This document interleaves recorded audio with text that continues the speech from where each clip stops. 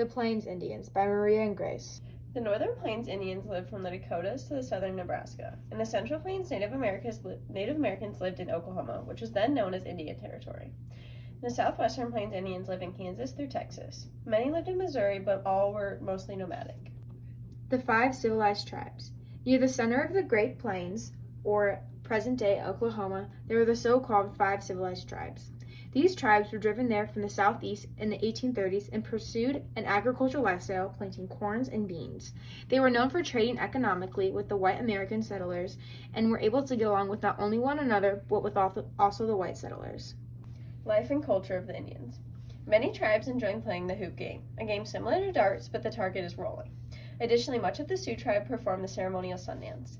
Their religion focused on cycles, and many men would make sacrifices in order to gain spiritual power or complete vows made by their relatives. Pictured here is like a maypole that they would use during this ceremony. They would also have ceremonies the night before a hunt and live closest to the herds of buffalo that they would follow. Most of them did not have guns, but hunted with spears or bows and arrows, and their culture was focused mainly just on buffalo. The Sioux was the largest and probably most powerful Plains tribe. There were several different types of Sioux tribes who didn't always get along. The Sioux Indians tended to be more aggressive, and notable Sioux chiefs included Crazy Horse and Sitting Bull. The semi-arid high plains.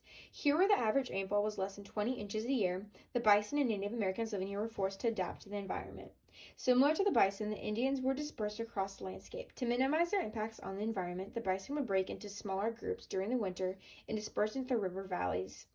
Then in the summer, they would return back to the high plains to mate and feed on grass, the Indians following them. Native people would do this in order to be supplied with food, clothing, and teepee covers the bison provided for them, as well as opportunities to trade with eastern markets. Settlers moved into the high plains during the 1850s. They posed threat to the natives' way of life. During the 1860s, whites began to systematically hunt the animals. Well-known Buffalo Bill would use the killed bison to feed railroad construction workers. When issues with the Indians arose, then Army commanders encouraged the slaughtering of buffalo to undermine Indian resistance. They left the carcasses of buffalo to rot while only taking the skin. By the 1880s, overpopulated herds of buffalo were reduced, and the native dependency of buffalo was ruined.